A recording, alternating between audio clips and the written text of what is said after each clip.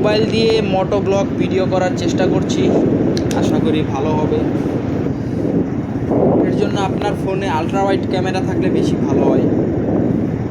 আমি এখন একটি চেস্ট স্ট্র্যাপ হোল্ডার আছে ফোনের জন্য, যেটি আমি এখনও দারাজে অর্ডার করেছি কিন্তু এখনও হাতে পাইনি। সেটি কিনলে আরও ভালোভাবে করা যাবে আশা করি।